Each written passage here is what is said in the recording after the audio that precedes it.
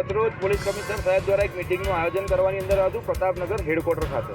ખૂબ જ સુંદર રીતે ગણેશોત્સવ અને ખૂબ જ સુંદર મૂર્તિઓ આ વર્ષે સંસ્કારી નગરી વડોદરાની અંદર જ્યારે બની ગઈ છે ત્યારે આગમન યાત્રા કે જે ખૂબ મહત્વની થઈ ગઈ છે, કેમ કે વિસર્જનની અંદર લોકો એકત્ર નથી થઈ શકતા, જેને કારણે આગમન યાત્રાની અંદર ખૂબ સુંદર આયોજન વડોદરા શહેરના ગણેશ મંડળો દ્વારા કરવાની અંદર આવે છે. ગતરોજની મિટિંગની અંદર ઘણા બધા નીતિ નિયમો એમને જણાવ્યા અને ખૂબ સુંદર રીતે કમિશનર સાહેબે રજૂઆત કરીને દરેક ગણેશ મંડળ સમજી શકે એ રીતે એમને વાત કરી.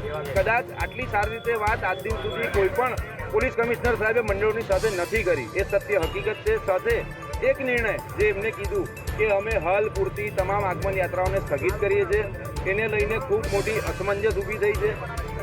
ગતરોજ જે કમિશનર સાહેબે કીધું કે ભાઈ આગમન યાત્રાઓ અત્યારે સ્થગિત કરવામાં આવે છે ને અમે તમને તારીખ જણાવીએ છીએ, પણ એની પહેલાં તમારી એક ટીમ વડોદરા ગણેશોત્સવ સમિતિ તરફથી આખા વડોદરા શહેરની આગેવાની લઈને આવે, અમારી સાથે વાત કરે અને વાત કરીને એનું શું નિરાકરણ આપણે લાવી શકીએ છીએ સારી રીતે એનો આપણે નિર્ણય લઈએ. એ માટે સીપી સાહેબે આજનો અમને સમય આપ્યો છે.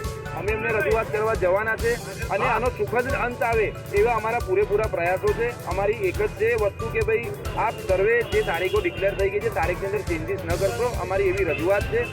પોલીસ કમિશનર સાહેબ દ્વારા આ વખતે પૂરતો સ્ટાફ ન હોવાને કારણે આગલા દિવસોની અંદર આગામી દિવસોમાં તિરંગા રેલી 3 માસ ચાલવાને કારણે એમની પાસે પૂરતો પોલીસ બંદોબસ્ત નથી એવું અમને જણાવવાની અંદર ગતરોજની મિટિંગમાં આવેલું હતું. પણ અમે રજૂઆત કરવાના છે કે વડોદરા શહેરના તમામ ગણેશ મંડળો ખૂબ સુંદર આયોજન અને હિન્દુ ધર્મના એક સૌથી મોટા પ્રચારક તરીકેની જ્યારે ભૂમિકા ભજવતા હોય તો એમને તમારો પૂરતો સાથ સહકાર આપો. આ ગઈકાલે જે મિટિંગ થઈ હતી એ મંડળો આવી નતા શક્યા. પશ્ચિમ વિભાગના જે મંડળો રહી ગયા હતા ગોરવા બાજુના એ લોકો અહીંયા આવ્યા હતા. એમને મેસેજ એવો પહોંચ્યો હતો કે આજે 1 વાગે કમિશનર સાહેબે મળવા બોલાયા છે, એની માટે અહીંયા આવ્યા હતા. અમે એ બધા આવ્યા છે અને ભેગા થયા છે, એની માટે ચર્ચા થઈ રહી છે. એટલે કમિશનર સાહેબનો મેસેજ એવો છે કે ભાઈ અમે આજની 1 વાગ્યાની મિટિંગ અમારા જે ગણેશ સમિતિમાં જે મંડળમાં જે છે એ લોકોમાં મેસેજ એવો છે કે ભાઈ આજે 11:30ની મિટિંગ હતી એ કેન્સલ થઈ, 1 વાગ્યાની કેન્સલ થઈ છે. હવે એ લોકો જાણ કરશે, આજે મિટિંગ કરશે, એ ટાઈમ જાહેર કરશે પછી મિટિંગ થશે. એની માટે બધા ભેગા થઈ ગયા છે કે ભાઈ અમને 1 વાગ્યાનો મેસેજ હતો એટલા માટે અમે આગળ આવ્યા છે. ચર્ચાનો વિષય એ જ છે કે ભાઈ ડીજેનો અને તારીખોનો જે છે લોકોએ આગમન યાત્રા માટે તારીખો નક્કી કરેલી હોય તે તારીખને શું કરવાનું એની માટેનો ચર્ચાનો વિષય છે.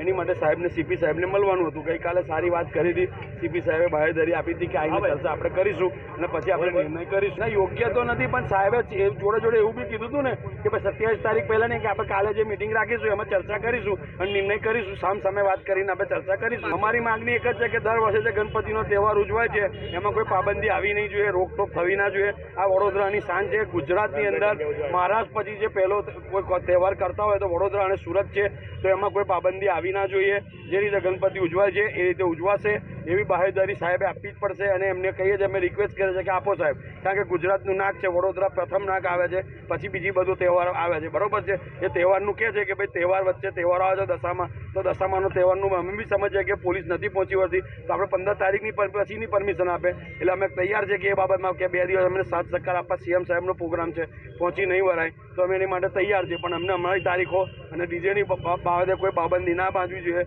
અને રોકટોક ના થવી જોઈએ. પોલીસનો સાથ સહકાર અમને આપે અને અમે એમને આપવા તૈયાર છે. આટલા વર્ષોથી આપીએ છીએ અને આપતા આવીશું, આપતા રહીશું. हमसे जुड़े रहने के लिए हमारे YouTube चैनल को सब्सक्राइब करें और नई वीडियो की नोटिफिकेशन के लिए बेल आइकॉन को दबाएं।